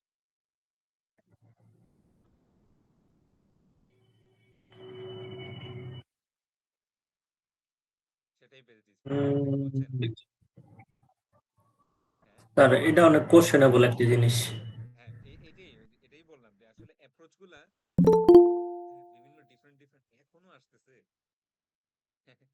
বাজে 40 আসতেই আছে। আচ্ছা যাই হোক, সমস্যা নেই। সো আমি অ্যাপ্রোচ গুলো আরেকবার একটু রিভিউ করি। প্রথম অ্যাপ্রোচ হচ্ছে ভার্চু এথিক্স। সে কি বলতেছে, ভালো মানুষ যা বলে সেটাই। তো এখানে অনেকটাই জিনিসটা পার্সন কেন্দ্রিক হয়ে যাচ্ছে, যে একজন মানুষকে ভালো কিভাবে বলবেন, বা আমি কি কাল্পনিক ভাবে একটা ভালো মানুষ বানায় নিব কিনা, অথবা কোনো কোনো একজন ফেমাস কোনো ভালো মানুষের, আহ, সেটা আপনার লেসে আপনার ধর্মের নবী হইতে পারে, হ্যাঁ, আপনার জাতির পিতা হইতে পারে, হ্যাঁ, তার কোনো একটা অ্যাক্টিভিটি উনি ওটা নিছিল, তাই আমিও এটাই নিলাম। এই ধরনের অ্যাক্টিভিটি, এই ধরনের জিনিসগুলো কি, এই অ্যাপ্রোচটার নাম কি? Virtue ethics approach. এখানে আমি মানুষের ভার্চু বা ভার্চু ভালো এথিক্স। ভালো গুণগুলোকে প্রাধান্য দিচ্ছি। আচ্ছা, সেকেন্ডটা কি ভালো গুণের কথা বলতেছে? না, দ্য ম্যাক্সিমাম নাম্বার। হ্যাঁ, এক্স্যাক্টলি। সে বলতেছে যে প্রফিট যেখানে ম্যাক্সিমাইজেশন হবে, এখানে কারো একটু বেশি কারো একটু কম হতে পারে, বাট ওভারঅল যোগ করার পরে আমি যদি দেখি যে বেস্ট ওভারঅল কনসিকুয়েন্স পাওয়া যাচ্ছে, তখন সেটাকে আমি বলবো কারেক্ট ডিসিশন। ফেয়ারনেস কি বলতেছে, যেটা উভয় সমস্ত এফেক্টেড পার্টিকে সমানভাবে বেনিফিট ভাগ করে দিবে, সেটাই হচ্ছে বেস্ট ডিসিশন। আর কমন গুড বলতেছে কি, যে আপনার সোসাইটি, আপনার এনভায়রনমেন্ট, আপনার দেশের ভালোর জন্য, আপনার অর্গানাইজেশনের ভালোর জন্য, সবার ভালোর জন্য যদি কোনো একটা পার্টিকুলার গোল অ্যাচিভ করতে হয়, সেই গোলের সাথে যেই ডিসিশনটা অ্যালাইন থাকবে, সেটাই কারেক্ট ডিসিশন। তাহলে স্যার আমরা দেখতে পাচ্ছি যে আসলে এই চারটা অ্যাপ্রোচ আমাদের মানে বিভিন্নভাবে ডিফারেন্ট ডিফারেন্ট ওয়েতে আমাদেরকে মাল্টিপল ডিসিশন থেকে একটা ডিসিশন চুজ করার কি গাইডলাইন দিচ্ছে, তাই না? আর ইউটিলিটেরিয়ান আর হচ্ছে কমন গুডের মধ্যে মানে আলাদা করা যায় কিভাবে? দেখেন স্যার, ইউটিলিটারিয়ানের বিষয়টা, কমন গুড আগে বুঝেন। কমন গুড হচ্ছে আপনার সোসাইটি বা অর্গানাইজেশনের ভালোর জন্য। কমন গুড মানে কি, সবার ভালোর জন্য। যেমন এনার্জি কনজাম্পশন, এটা যে শুধু বিজনেস অর্গানাইজেশনের জন্য ভালো তা না। আপনি তো দিন শেষে রাতের বেলা যদি আইসা দেখেন কারেন্ট নাই, তখন আপনি কষ্ট পাবেন না? হ্যাঁ, আপনার একটা হুম জেনারেটর হুম। বুঝতে হবে, আইপিএস টাইপিএস বুঝতে হবে। তো সবার ভালোর জন্য হচ্ছে কি, বিজনেস অর্গানাইজেশন গুলো 9টার পরে দোকান বন্ধ করে দিচ্ছে, মার্কেট গুলো মেনে চলতেছে জিনিসটা। তাই এটা হচ্ছে সোসাইটির একটা কমন গুড অ্যাপ্রুভ করার জন্য। দেখা যাচ্ছে আমার এই চারটা সলিউশনের মধ্যে দেখেন যে কোনটা তাড়াতাড়ি আপনাকে ছুটি দিবে। হ্যাঁ, যেটা তাড়াতাড়ি ছুটি দিবে, লেটস সে 3 নাম্বারটা, তাহলে 3 নাম্বারটাই কারেক্ট। এরকম টাইপ। এগুলো তো আমি বানাচ্ছি, মনে মনে বানাচ্ছি, এগুলো আপনারাও ভিতরে ভিতরে বানাবেন। আচ্ছা, আর ইউটিলিটারিয়ান মানে কি? ইউটিলিটারিয়ান মানে হচ্ছে একজন ভালো, একজনের কিছু বেশি অ্যাডভান্টেজ হলো, আরেকটা পার্টি একটু ক্ষতিগ্রস্ত হলো, কিন্তু ওভারঅল জিনিসটা ব্যবসা প্রতিষ্ঠানের জন্য লেটস এ ভালো। যেমন কথার কথা, এমপ্লয়ি যদি কিছু এক্সট্রা পেমেন্ট পায়, হ্যাঁ, সেটা মালিকের জন্য একটু খারাপ। মালিকের 1 লাখ টাকা আসতো, কিন্তু 20,000 টাকা আবার এক্সট্রা পেমেন্টে বের হয়ে যাচ্ছে। হ্যাঁ, আপনারা যখন ওভার টাইম করেন, কিছু টাকা দিতে হচ্ছে না, কিছু টাকা বের হয়ে যাচ্ছে, হুম কিন্তু হুম। ওভারঅল ওভারঅল একটা ব্যবসা প্রতিষ্ঠানের জন্য ভালো যে প্রতিদিন লাখ টাকার সেল হচ্ছে। That's a good sign. আমরা অনেক ক্ষেত্রে প্রফিটের চাইতেও সেলটাকে বেশি প্রাধান্য দিই, যে ব্যবসাটা রানিং চলুক, হ্যাঁ, প্রোডাক্টগুলো বসে না থাকে। বিভিন্ন প্রতিষ্ঠান আছে যাদের প্রোডাক্টগুলো পেরিশেবল। ধরেন একটা বেকারি, বেকারির তো আপনার লোহা লক্করের জিনিস না, এগুলো তো 2 থেকে 3 দিন পর নষ্ট হয়ে যায়। তার জন্য কিন্তু অনেক ক্ষেত্রে প্রফিটের তুলনায় সেলসটা চলা ইম্পর্টেন্ট বেশি, ঠিক না? আপনারা চিন্তা করেন, জি একটা স্যার। কেক, একটা কেক কয়দিন আপনি ফ্রিজে বাসি করে রাখবেন? এটা দেখা যাচ্ছে 2 দিন বা 3 দিন পর যদি সেল আলটিমেটলি নাই হয়, এটা কিন্তু ফেলে দিতে হবে। সো বেটার এগুলো চলে যাক, হ্যাঁ, বেটার সেল হয়ে যাক। তো অনেক ক্ষেত্রে অনেক ধরনের ইস্যু কিন্তু আমাদের চোখের সামনে চলে আসে। আচ্ছা, এখন আমরা পরীক্ষায় কিভাবে লিখি? এবার আবার উপরে চলে আসি। আমাদের থার্ড স্টেজটা ছিল ইভালুয়েট এন্ড চুজ অল্টারনেটিভ। স্যাররা একটু খেয়াল করেন, আমার হাতে চারটা অপশন না জি স্যার। আপাতত? হ্যাঁ, এক একজন এক একটা জি বলবে, স্যার। কারো 3টা, কারো 4টা, এরকম সলিউশন থাকবে। আপনার কাছে যেটা মনে হবে আমি সবচেয়ে ভালো লিখতে পারবো, সবচেয়ে বেস্ট সলিউশন, এই একটা সিলেক্ট করবেন। লেটস সে দিস ওয়ান অথবা দিস ওয়ান, একটা সিলেক্ট করবেন। এবং এই যে 4টে অ্যাপ্রোচ, এই 4 অ্যাপ্রোচে যে কোনো একটা অ্যাপ্রোচ দিয়ে ব্যাখ্যা করুন। 4টা দিয়ে বলার দরকার নেই, যেটা আপনার ভালো লাগে সেটা দিয়ে ব্যাখ্যা করুন। যেমন কথার স্যার কথা, আমি কি 2-3টা অ্যাপ্রোচ নিতে পারবো? 2-3টা অ্যাপ্রোচ নেওয়ার দরকারও নেই, বুঝতে পারছেন? শুধু শুধু অ্যান্সারটা বড় করার দরকার নেই, এটা এমনিই মোটামুটি আপনার অনেক সময় চলে যাবে। সময়ের ব্যাপারে সামনে আরো আলোচনা করব যখন আমি আপনাদের কুইজ নেব। তখন বুঝবেন যে আসলে অল্প একটু লিখতে গেলে আপনার অনেক সময় চলে যায়, বেশি বেশি একটা সময় থাকে না। সো একটা অ্যাপ্রোচ নেবেন, একটা অ্যাপ্রোচ দিয়ে একটা যে কোনো সলিউশন ব্যাখ্যা করবেন যে এটাই বেস্ট। তাহলে আমি একটা উদাহরণ হিসেবে দেখাই। লেটস সে যে আমি এই 4 নাম্বারটা নিলাম যে মার্কেটিং স্ট্র্যাটেজি এইটা, এবং আহ, ধরেন কথার কথা আমি এটা ফেয়ারনেস অ্যাপ্রোচ দিয়ে ব্যাখ্যা করছি, র্যান্ডম, হ্যাঁ, অথবা কমন গুড দিয়ে ব্যাখ্যা করছি।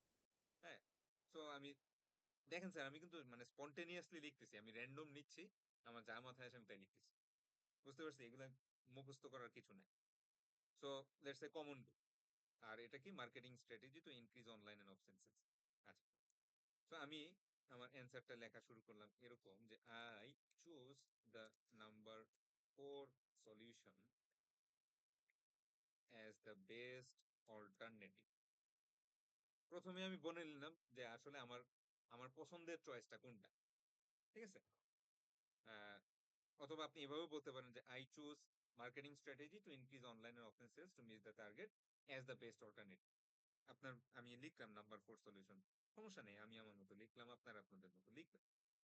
আচ্ছা, এইবার হচ্ছে আপনি ব্যাখ্যা করবেন যে এটা কেন আপনার বেস্ট সলিউশন। এই 4টা অ্যাপ্রোচের মধ্যে যে কোনো একটা অ্যাপ্রোচ নিতে পারেন। আমি লিখলাম যে according to the fairness approach.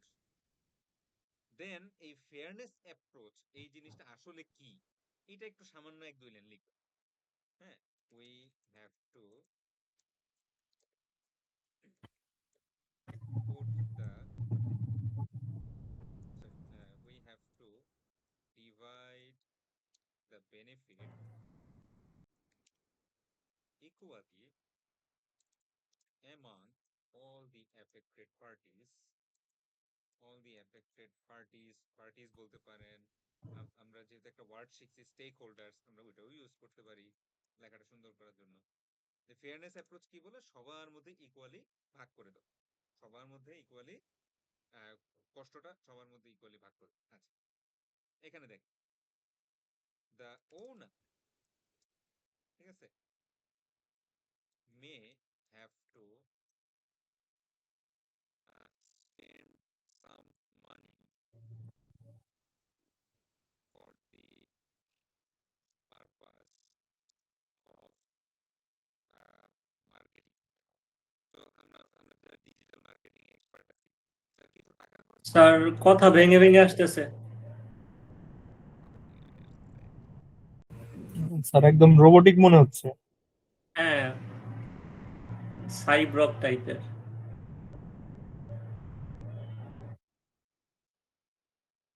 এখন আস্তে জি স্যার, আস্তে ঠিক আছে এখন। আস্তে।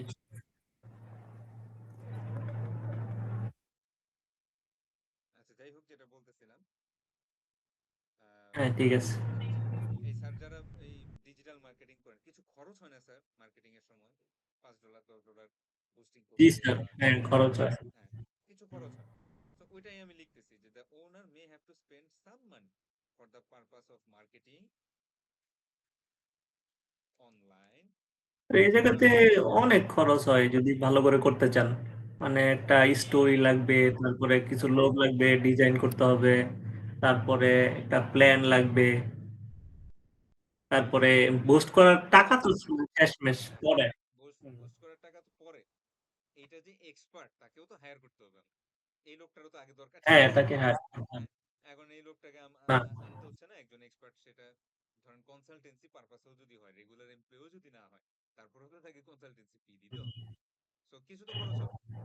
So may have to spend some money for the purpose of marketing online, but it will bring bring him closer to earning his expected daily sales target. তাহলে দেখেন, ওনার দেখেন সে কিছুটা বেনিফিট নিল, কিছুটা বার্ডেন নিল। কি বেনিফিট নিল, তার ডেইলি সেলস টার্গেটটা ফিল আপ হচ্ছে, কিন্তু কিছুটা বার্ডেনও নিল, যে তার কিন্তু মার্কেটিং পারপাসে কিছু টাকা বের হয়ে যাচ্ছে।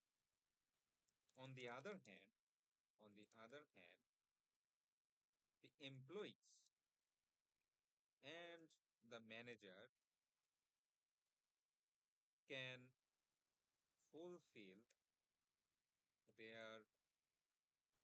sales target, daily sales target successfully each day on time. They may not earn overtime payment, but they will retain their retain time for their personal life. Retain time for their personal lives. ঠিক আছে, তাহলে দেখেন এইখানেও benefit কিছু burden. হ্যাঁ, সে সময় মতো আসতে পারতেছে, তার ফ্যামিলিকে সময় দিতে পারতেছে। মানে ওই যে যেটা কথা যে আপনারা রাত 12টার দিকে আসেন, বউ ঘ্যান ঘ্যান করে, তুমি প্রতিদিন রাতে দেরি করে আসো, এই ব্যাপারগুলো হচ্ছে না এখন। হ্যাঁ, এখন একটা মোটামুটি আসতেছেন, বাসায় আসতেছেন, বাচ্চাদের সাথে খেলতেছেন, একটা হেলদি লাইফ আপনি লিড করতেছেন। বাট সমস্যাটা কি? সমস্যাটা হচ্ছে এখন আপনি আর ওভার টাইম পেমেন্টটা পাচ্ছেন না। পাচ্ছেন? কারণ আপনার ওভার টাইম পেমেন্টের খরচ হচ্ছে কোথায়? ওই মার্কেটিং পারপাসে।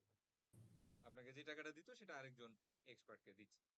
আচ্ছা, here we may say that all the affected parties are equally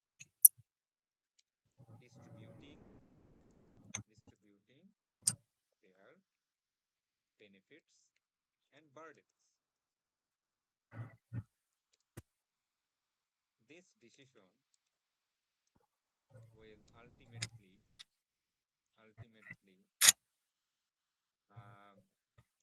put the business and the employees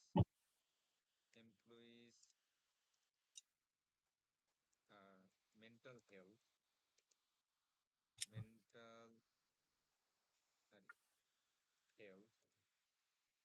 in an advantageous position,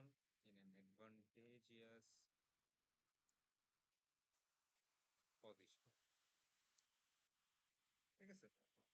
তো আর আর বেশি কিছু না লিখলাম, একটু লিখি। Therefore, I think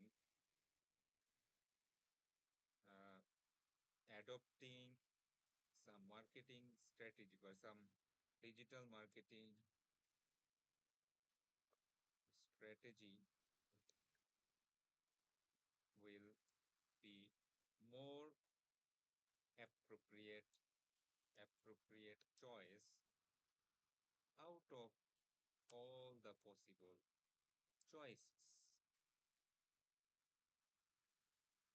ঠিক আছে, আমি আমার মতো অ্যান্সারটা লিখলাম। এটাই যে আপনাদের লিখতে হবে তা না। বুঝতে পারছি? কেউ মনে হয় আসছে নাকি? স্যার আমার ফোনে চার্জ নাই, আমি একটু বাইরে স্যার, আমার লিভ নিতে হবে। আচ্ছা, সমস্যা নেই।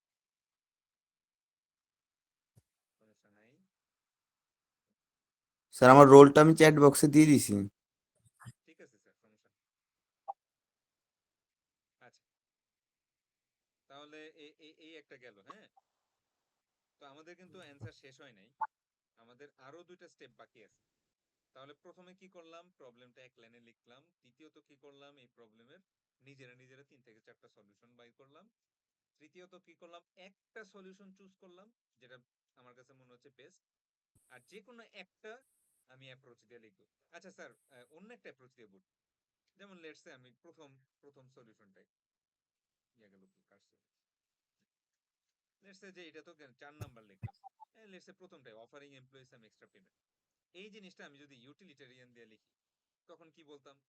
যে এরকমই কিছু একটা লিখতাম যে I choose the number one solution as the best choice out of all the possible choices, out of all the alternatives I choose the number one. Why? I want to কি বলবো, I want to maximize the profit. This business organization can earn through a particular choice.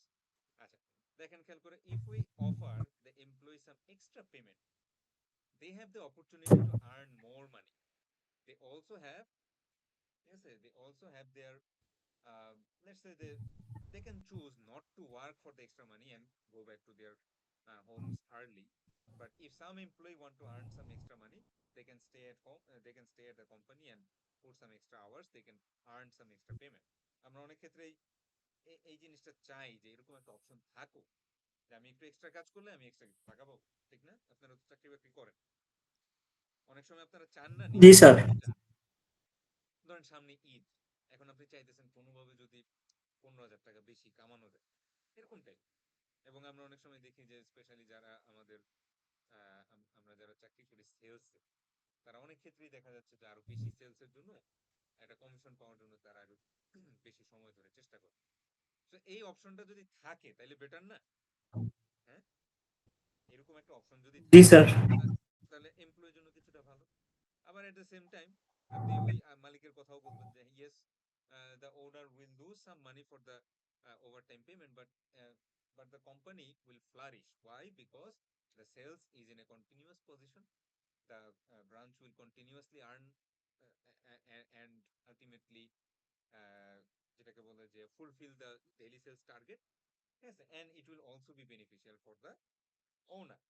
So, according to customer. the utilitarian approach, we can say that all the affected parties or all the involved stakeholders are somehow মানে কি বলবো যে this particular solution brings out the best overall consequence for all the affected parties.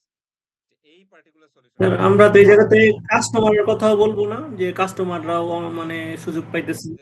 the customers will get some added benefit. Why? Because the store is open for added hours, yes, or after hours, and if they come for the service at a late hour, yes, they can also avail the service.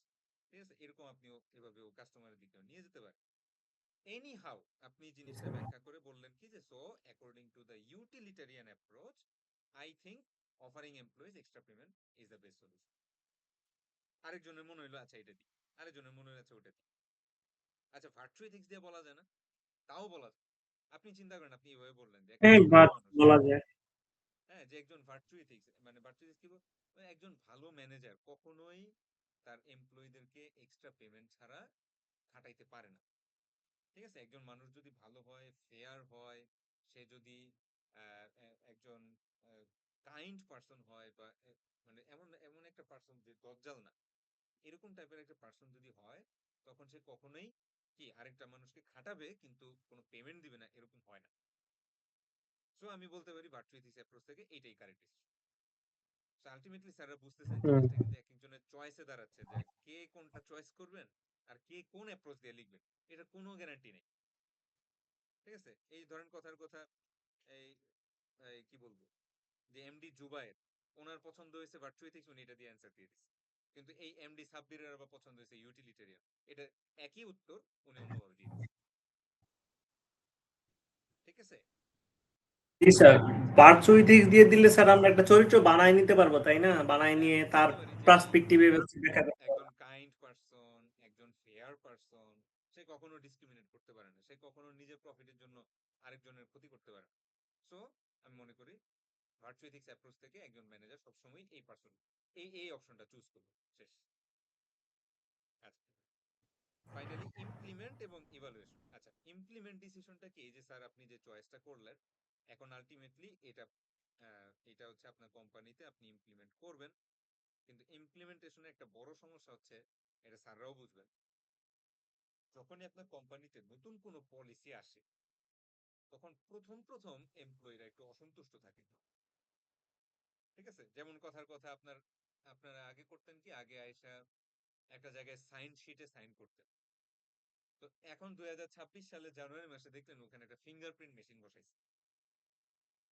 তখন প্রথম কিছু মানুষ একটু অসন্তুষ্ট হবে না যে আরে সাইনই তো ভালো ছিল, আবার এই ফিঙ্গারপ্রিন্ট মেশিন বসাইছে, এখন তো 1 মিনিট দেরি হইলেও লেট দেখাবো। ব্যাপারটা কি বুঝছেন? জি স্যার, বুঝতে পারছি। মানে যে কোনো একটা ডিসিশনে আপনি নেন না কেন, ফার্স্ট অফ অল এখানে কিছু কিছু সাময়িক সময়ের জন্য একটা ফ্রিকশন কাজ করবে, একটা একটা এমপ্লয়ি অসন্তোষ কাজ করবে, কিন্তু এমপ্লয়ীদেরকে আস্তে আস্তে আপনাকে কনভিন্স করতে হবে যে আমরা যে ডিসিশনটা নিয়েছি এটা র্যান্ডম কোনো চয়েস না, এটা আমরা একটা বোর্ড অফ ডিরেক্টরসরা বা সিনিয়র ম্যানেজমেন্ট অনেক আলোচনা করে, অনেক এথিক্যাল কনসিডারেশন করে আমরা ডিসিশনটা নিয়েছি, এটা আলটিমেটলি তোমাদের ভালোর জন্যই নিয়েছি। এটা তোমরা অ্যাকসেপ্ট করে নাও। So implement decision. আর ফাইনালি হচ্ছে ইভালুয়েট রেজাল্ট। এখন আপনি দেখবেন যে আপনার প্রবলেমটা আলটিমেটলি সলভ হয়েছে কিনা। সো 6 মাস বা 1 বছর পর আপনি দেখবেন যে আপনার, যেমন আমাদের প্রবলেমটা ছিল কি, টেলিসেলস আনা, এটাই তো মেইন প্রবলেমটা ছিল, যে হ্যাঁ, সেলস বাড়ানো আর কি। সেলস বাড়ানো। হ্যাঁ। সো আলটিমেটলি আপনি দেখবেন যে 6 মাস বা 1 বছর পরে আমার প্রতিদিন লাখ টাকা আসতেছে কিনা। ঠিক আছে, বা এইটার সাথে সাথে এমপ্লয়িরা দেখা যাচ্ছে যে পালায় পোলায় চলে যেতেছে, এরকম যেন না। এমপ্লয়িরাও আছে, সবাই সুন্দর মতো কাজ করতেছে, আমার ডেইলি সেলসটাও আসতেছে। এখন এটার নাম হচ্ছে ইভালুয়েট রেজাল্ট, যেটা আমরা 4-5 মাস 6 মাস পরে একটু ইভালুয়েশন করবো যে আমরা যে চয়েসটা নিলাম এটা ভালো হইলো না খারাপ হইলো। এখন বলতেছে সাকসেস, মানে ইভালুয়েট করার পর আপনি দেখবেন যে আপনার প্রবলেমটা আদৌ সলভ হয়েছে কিনা। যদি হয় তাহলে এই অ্যালগরিদম ফিনিশড, আর যদি না হয় তখন 6 মাস পরে আমরা নতুন একটা প্রবলেম নিয়ে আবার স্টার্ট করব, আবার এই প্রসেসটা স্টার্ট করব, আবার একটা নতুন প্রবলেম স্টেটমেন্ট লিখবো, আবার কিছু অল্টারনেট সলিউশন বের করব, আবার যে কোনো একটা সলিউশন চুজ করে ইভালুয়েশন করে ফাইনালি কোম্পানিতে ইমপ্লিমেন্ট করব। এখন পরীক্ষার খাতায় তো আমাদের কোম্পানিও নাই, কিছুও নাই, এই ইমপ্লিমেন্ট আর ইভালুয়েট কি করব, সিম্পলি গদ বাঁধা 2-4টা লাইন লিখে দিব। যা মন চায় তাই। যেমন চাই তাই না, দেখাচ্ছি। So implementation of the choice. So এইখানে আমরা কি লিখবো দেখেন, এটা হচ্ছে সব উত্তরের জন্যই কমন কথা। হ্যাঁ, সব অ্যান্সারের জন্যই কমন কথা, সেটা হচ্ছে অন্য কালারে লিখি। দেন I will implement my choice of alternative in my, সেটা আপনার কোম্পানি হইতে পারে, সেটা আপনার সোসাইটি হইতে পারে, হ্যাঁ, সেটা আপনার পার্সোনাল লাইফে যদি হইতে পারে, হ্যাঁ, এক্সেপ্ট বিভিন্ন ভাবে, কখনো কখনো পার্সোনাল লাইফেও আসতে পারে, what ever it is. So আমি এই চয়েসটা আমার, ঠিক আছে, অল্টারনেট, এই অল্টারনেটিভটা আমি আমার কোম্পানিতে ইমপ্লিমেন্ট করব। There may be some resistance initially to adopt the new policy অথবা new decision policy or new decision in the company. However, I will convince the stakeholders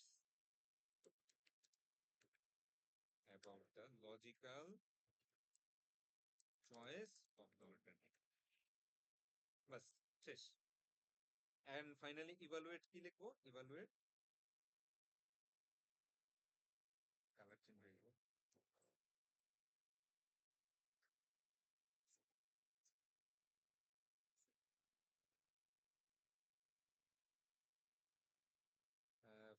finally হচ্ছে কালারটা বদলা যাচ্ছে কেন,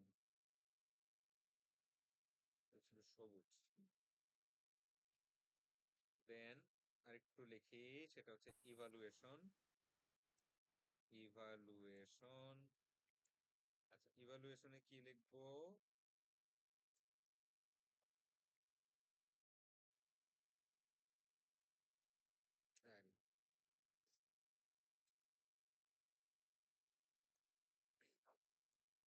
আফটার এ ফিউ মান্থস হইতে পারে, অথবা after ইয়ার হইতে পারে,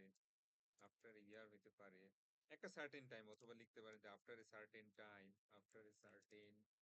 টাইম অর পিরিয়ড লিখতে পারেন, টাইম অথবা period, I will evaluate the effectiveness of my choice। ঠিক আছে, একটু এদিকে নেই,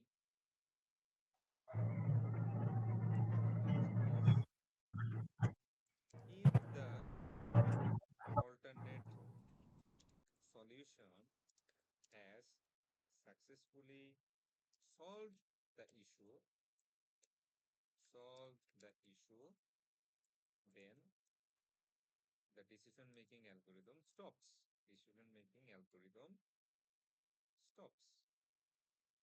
Otherwise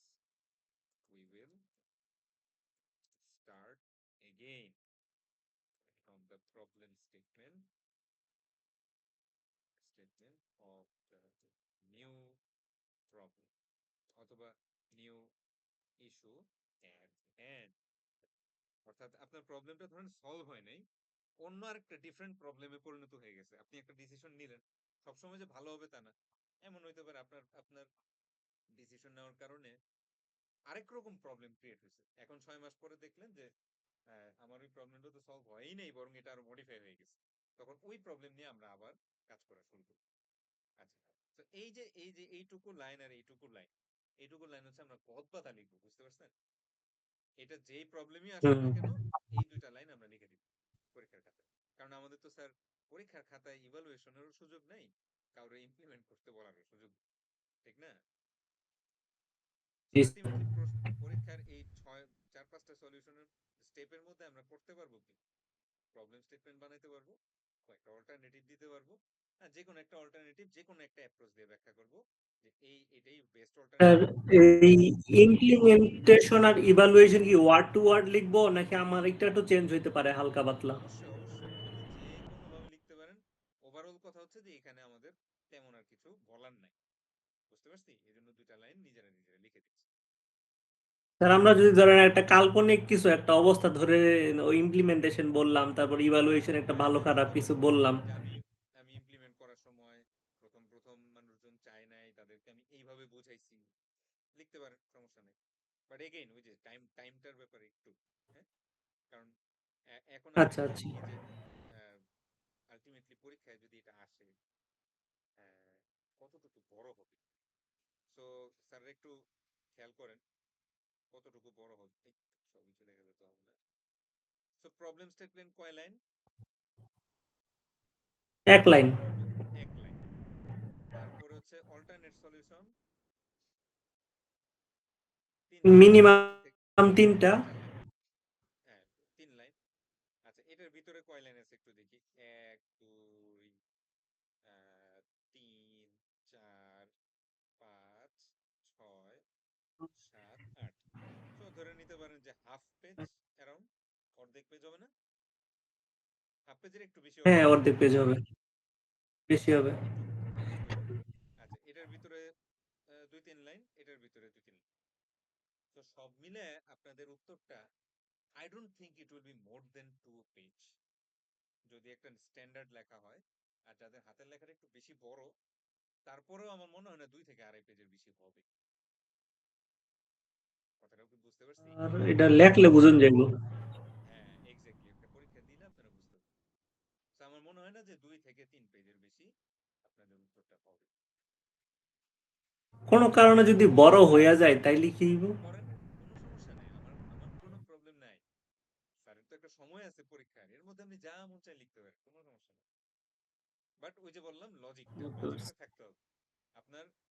আপনি যে অ্যান্সার একটা চুজ করতেছেন, এই চুজটা দেখা যাচ্ছে যে আপনার বন্ধু আপনার চেয়ে বেটার অপশন লিখছে, আরো বেটার ভাবে সলিউশন দিছে, তো তাকে যদি আমি দেখছে 6 এর মধ্যে 6 দেই, তাহলে আপনাকে 5 দিব বা 4 দিব, ঠিক না? জি স্যার, জি এখানে স্যার। অনেকাংশে নির্ভর করতেছে যে আমি আগেও বলছি আবারও বলতেছি, আপনাদের এইখানে গ্রেডটা অধিকাংশ ক্ষেত্রেই নির্ভর করবে আপনাদের ইংলিশের ক্যাপাবিলিটির উপর। আপনাদের ইংলিশ কতটুকু ভালো, কত সুন্দরভাবে নিজেদের এক্সপ্রেস করতে পারেন, এটার উপরেই মূলত মানে স্কোরটা চলে আসে। যাদের ইংরেজি আগের থেকে ভালো, আশা করি তেমন সমস্যা হবে না। আচ্ছা, এবার কেউ একজন এই জিনিসটা একটু রিডিং করবেন, ঠিক আছে? কেউ একজন এই জিনিসটা একটু রিডিং করবেন। স্যার আচ্ছা পড়তেছি। You are a recent graduate of a well-respected business school, but you are having trouble getting a job. You work with a professional resume service to develop a well-written resume and placed it on several websites. You also sent it directly to contacts at a dozen companies. So far, you have not even had an invitation for an interview. You know that one of your shortcomings is that you have no real job experience to speak of. You are considering beefing up your resume by exa- ex- Exaggerate. exaggerating the extent of the class project you worked on for a few weeks at your brother-in-law's small counseling firm. You could reward the resume to make it sound as if you were actually employed, and that your responsibilities were greater than they actually were. তারপরে what What would you do? আচ্ছা, thank you very much sir. এবার সবার উদ্দেশ্যে আমি জিনিসটা আরেকবার একটু বোঝাই বলি। First of all, this is a real question. এটা মিড টার্মে কোনো না কোনো সেকশনে আসছিল। সো এরকমই আপনাদের প্রশ্ন আসবে, বুঝতে পারছি? আচ্ছা, একটু পড়ি। You are a recent graduate of a well respected business school. আপনি একটা বিবিএ ডিপার্টমেন্ট থেকে পাস করছেন, but you are having trouble getting a job. Common সমস্যা, পাস করছি, চাকরি নেই। বুঝতে পারছি? হ্যাঁ, সবার মেইন সমস্যা, পাস করার পর চাকরি নেই। আচ্ছা, you want with a professional resume service to develop a well written resume and place it on several websites. So ওই যে বিভিন্ন সিভি মেকিং পেজ থাকে না ফেসবুকে, জি সুন্দর স্যার। প্রফেশনাল সিভি টিভি বানায় দেয়। তো ওরকম একটা পেজ থেকে আপনি সুন্দর মতো আপনার সিভিটা বানাইছেন। রেজুমে মানে কি? সিভি। সো এক পেজের যে সিভি, যেটাকে আমরা রেজুমে বলি, আর সিভি তো আর একটু বড় হয়। তো আপনি সুন্দর একটা রেজুমে বানাইছেন, সেদিকে কোনো সমস্যা নাই, গ্রামাটিক্যাল কোনো মিস্টেক নাই, দেখতে সুন্দর, প্রফেশনাল, টাকা পয়সা দিয়ে বানাইছেন, এবং বিভিন্ন সেভারাল ওয়েবসাইট যেমন লিঙ্কডইন, তারপর বিডি জবস, এইসব বিভিন্ন ওয়েবসাইট আপনি আপলোড দিয়ে রাখছেন। You also send it directly to contacts at a dozen company. So আপনার বন্ধু বান্ধব যারা অলরেডি চাকরি পাইছে তাদেরকেও বলে রাখছেন, সিভিটা দিয়ে রাখছেন, আপনার মামা, খালা, হ্যাঁ, চাচা, যে যেখানেই আছেন না কেন তাদেরকেও পাঠায় রাখছেন। মানে আপনার দিক থেকে কোনো কমতি নেই। ব্যাপারটাকে বুঝছেন? জি স্যার। আপনার দিক থেকে চাকরি পাওয়ার জন্য কোনো কমতি নেই। সো ফার, এখন পর্যন্ত you have not even had an invitation for an interview. Sir, চাকরি তো পরের কথা, আপনি এখন পর্যন্ত কোনো ইন্টারভিউ কলই পাচ্ছেন না। আচ্ছা, you know that one of your shortcomings is that you have no real job experience to speak of. So আপনি জানেন যে আপনার একটা বড় সমস্যা হচ্ছে আপনার ওইভাবে বলার মতো কোনো অভিজ্ঞতা নেই। মাত্র পাস করছেন, অভিজ্ঞতা হবেই বা কোত্থেকে? ব্যাপারটা কি বুঝছেন সমস্যাটা আস্তে আস্তে? জি স্যার। আচ্ছা, এখন দেখেন, you are considering beefing up. Beefing up মানে বোঝাচ্ছে যে একটু ফুলায় ফাপায় বলা, হ্যাঁ, একটু বাড়ায় বাড়ায় বলা। You are considering beefing up your resume by exaggerating the extent of the class project you worked on for a few weeks at your brother-in-law's small consulting firm. আচ্ছা, এখন গল্পের মধ্যে বললো কি যে আপনি কিছুদিন আপনার একটা ক্লাস প্রজেক্টের জন্য আপনার দুলা ভাইয়ের অফিসে কিছুদিন গেছিলেন। বুঝতে পারছেন? আমরা অনেক সময় বিবিএ ডিপার্টমেন্টের থেকে আমরা ইন্টার্নশিপ বা এরকম বিভিন্ন জায়গায় যাই। তো দেখা যাচ্ছে কেউ সলিডলি ইন্টার্নশিপ জোগাড় করে, কেউ করে কি নিজেদেরই কোনো একটা কোম্পানিতে কিছুদিন ইন্টার্নশিপে যায়। এরকম আমরা অনেক সময় যাই না? মানে ধরেন ইন্টার্ন দেখাই জি দিলাম। স্যার। হ্যাঁ, এটার জন্য দেখা যাচ্ছে আমার দুলাভাইয়ের অফিসে কিছুদিন গেলাম, জাস্ট দেখানোর জন্য, এরকমটা। তো এরকম আপনিও গেছিলেন, এবং এখন আপনি চাচ্ছেন যে সেই জিনিসটাকে একটা অভিজ্ঞতা হিসেবে লিখতে। হ্যাঁ, so you could reword the resume. Reword মানে কি? ওয়ার্ডগুলো চেঞ্জ করে বা নতুন করে রিফ্রেজ করা। Reward the resume to make it sound as if you were actually employed and that your responsibilities were greater than they actually were. এটার মানে কি? এটার মানে হচ্ছে যে স্যার, আপনি চাচ্ছেন যে ওই যে আপনার দুলাভাইয়ের অফিসে কিছুদিন গেছিলেন, ওইটাকে একটু বাড়ায় বলা, এবং এটাকে একটা অভিজ্ঞতা হিসেবে দেখানো যে আমি অনেক কাজ করছি, অনেক ইম্পর্টেন্ট ডিসিশন মেক করছি, হ্যাঁ, আমাকে ছাড়া কোম্পানি হইতোই না, আমাকে তো তারা অফারই করে বসছে যে তুমি এক্সিকিউটিভ হিসেবে জয়েন করো। আসলে কিন্তু এসব কিছুই না, ঠিক আছে? গেছেন, 2 দিন চা খেয়ে চলে আসছে, শেষ। কিন্তু আপনি চাচ্ছেন কি আপনার রেজুমেটা এইভাবে লিখতে। তাহলে এথিক্যাল ইস্যুটা কি বুঝছি স্যাররা? জি স্যার, বুঝতে পারছি।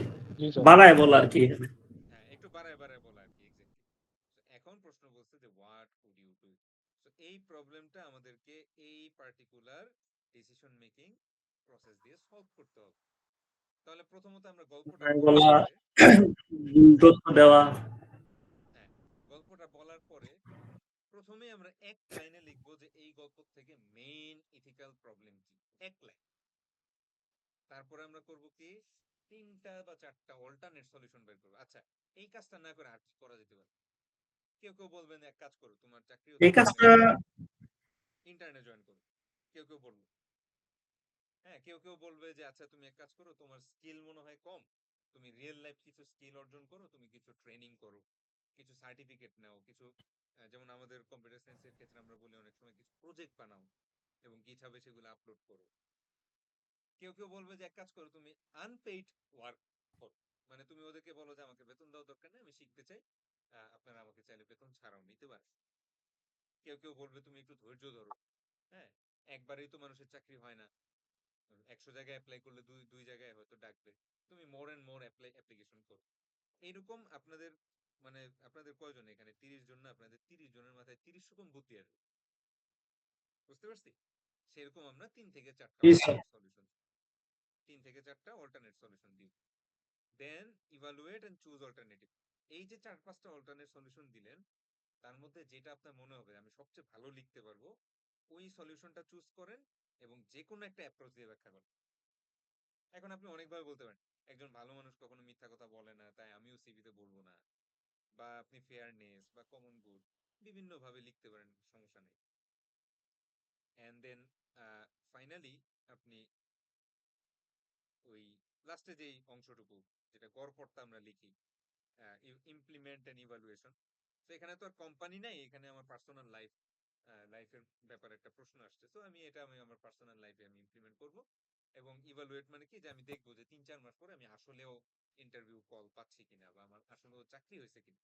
যদি চাকরি না হয় তাহলে তাহলে তো আমার আরেক ধরনের প্রবলেম আসছে, সেই প্রবলেমটা আমি নতুন ভাবে সলভ করার চেষ্টা করব। এইটা আপনাদের একটা হোমওয়ার্কের মতো থাকে, ঠিক আছে?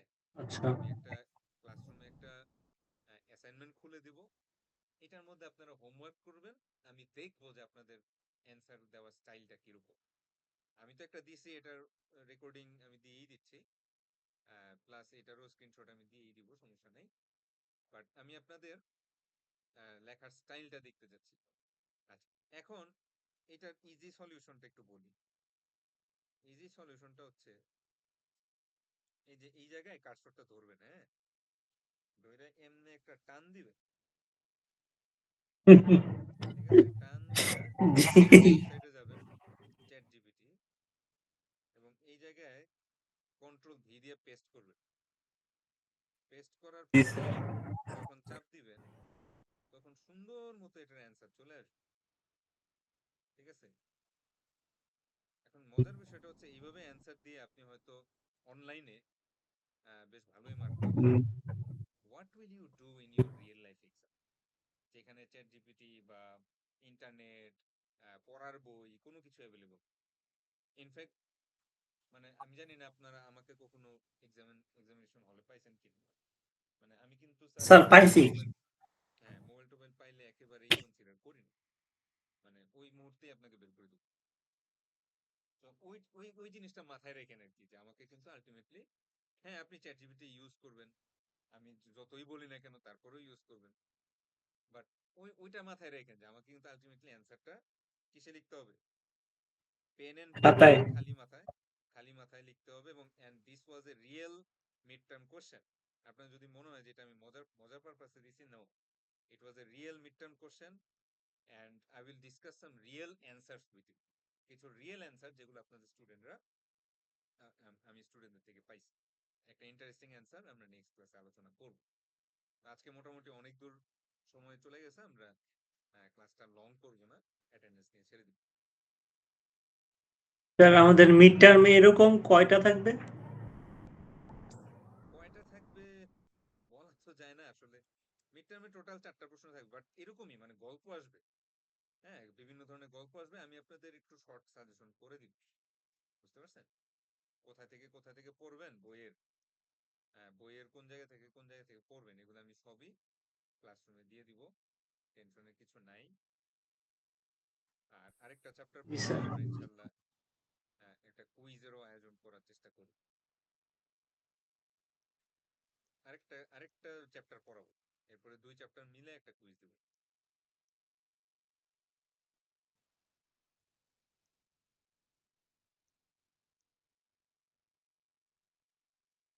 আজকে যেটুকু পড়াইছি মোটামুটি বুঝছেন না? জিনিসটা আসলে লিখতে লিখতে আরো জি ভালো স্যার। আচ্ছা, একটু অ্যাটেন্ডেন্সে দেন। মোহাম্মদ ইমরান, শেখ ইমরানুল হক, গোলাম কিবরিয়া,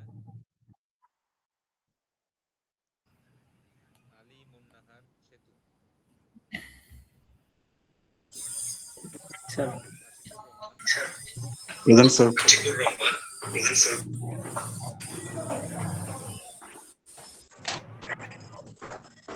মুস্তাফিজুর রহমান, রাফি ইসলাম, তাকবীর হোসেন। একটু সাইলেন্ট করেন। আপনারটা যখন আবরার ফাহিম, প্রেজেন্ট স্যার। জাহিদুল ইসলাম। ছিল আচ্ছা, ছিল ঠিক আছে। স্যার, জাহিদুল ছিল ওই যে শুরুতে। ওকে, সমস্যা আর নাই। তাকবির তো স্যার প্রেজেন্ট স্যার, আচ্ছা, তাকবির আছে তো sir. Takbir present. MD Zubayer, জি sir. Fardin Khan, Nasir Uddin Nadim, yes sir. Sir Nadim ছিল, হ্যাঁ আছে। তারিকুজ্জামান তুর্য, আতিকুল স্যার তুর্য ছিল, ওই যে রোল নাম্বার দিয়ে গেছে। Yes sir. আতিকুল ইসলাম আছে, আব্দুল্লাহ নোমান, স্যার আতিকুল ইসলাম আছে স্যার। আতিকুল ইসলাম আছে, আব্দুল্লাহ নোমান, ওকে স্যার, আব্দুল্লাহ রহমান। আসাদ ভাই, ইয়েস স্যার। ইসলাম নাইম, বিবি ফাতেমা, আতিক ভাই আপনি মিউট করে রাখেন। Yes sir. Muktadir Hossain,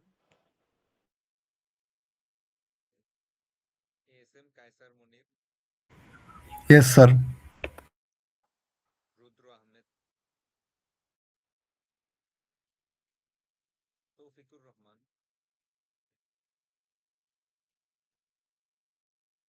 Abu Huraira, Mosharraf, Faisal Ahmed. Yes sir. আচ্ছা, মোহাম্মদ সালাউদ্দিন শিশির,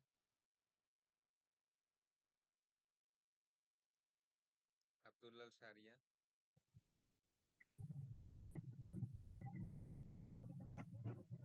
সাব্বির মন্ডল, ইয়েস স্যার আছে। Raihan Sajid, yes sir. Raihan Sajid sir. Tanna Akter, present sir. Sifat Khandakar, present sir. MD Riyad, present sir. Ashikul Islam, Abdul Ahad Sarkar, Maryam Akter, yes sir. Obaidul ইসলাম,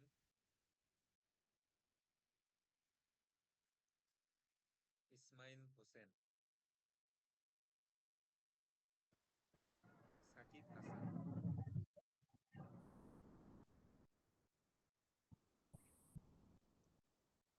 কারোটা মিস গেছে বা আগে ছিল এরকম? না স্যার, সব দেওয়া হয়েছে, কারোটা মিস যায়নি।